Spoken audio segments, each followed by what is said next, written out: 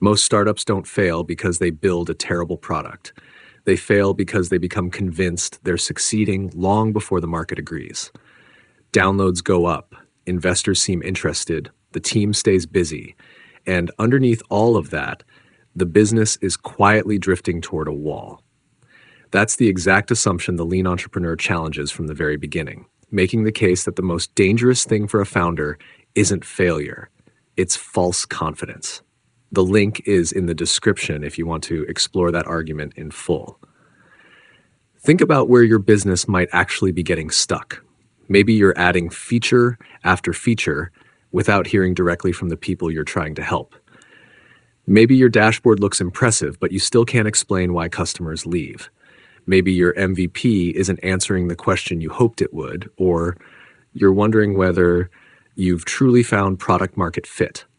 And sometimes growth simply stalls, even though every report says things are going well. Those aren't separate problems, they're usually connected. It often starts by building for customers you've never really spoken with. When conversations are replaced by assumptions, entire product roadmaps are based on educated guesses. Months of development can disappear into features nobody was asking for.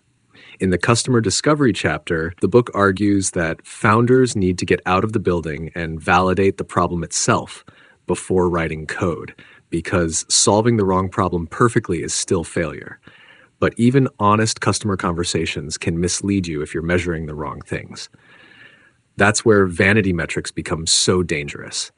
A growing user count or thousands of downloads can feel like proof you're winning, while daily usage, retention, or paying customers tell a completely different story. The book's chapter on avoiding vanity metrics explains why actionable metrics reveal genuine customer behavior instead of feeding your ego.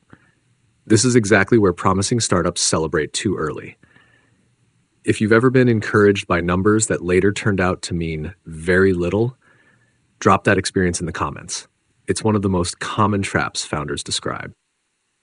And even the right metrics can't rescue an experiment that was designed poorly from the beginning. That's why the MVP matters so much. Many teams build a minimum viable product that tries to impress investors or early users with dozens of features. The result is confusing feedback because nobody knows what was actually being tested. The chapter on building the right MVP makes the case that every MVP should exist to test one clear hypothesis, not showcase everything your team can build. Clear experiments create clear learning, but learning alone doesn't prove you've found something people truly want. Early excitement is easy to mistake for product market fit. Friends love the idea, the first customers are enthusiastic, and social media buzz makes it feel like you've made it. Then growth slows because excitement isn't the same as repeated demand. In the chapter on finding product market fit, the book explains how to recognize the signals that customers genuinely value your product enough to keep coming back, and often to keep paying. Once that's understood, another challenge appears.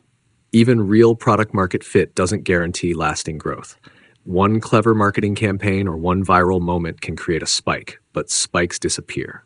The chapter on scaling growth argues that sustainable companies build repeatable systems they can test, improve, and run again instead of relying on lucky breaks. That's the difference between growing once and building an engine that keeps producing growth.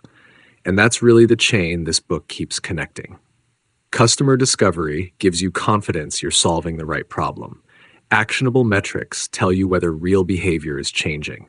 A focused MVP tests one important assumption instead of 10. Product market fit confirms people genuinely value what you've built. Finally, repeatable growth systems turn that success into something that lasts instead of fading with the next trend. The Lean Entrepreneur explores each link in that chain in far greater depth, and the link is in the description if you'd like to dive into the complete framework. If seeing how those 5 pieces depend on one another changed the way you're looking at your own business, then this breakdown did exactly what I hoped it would. Follow along for more book insights that challenge the way we build, measure, and grow businesses.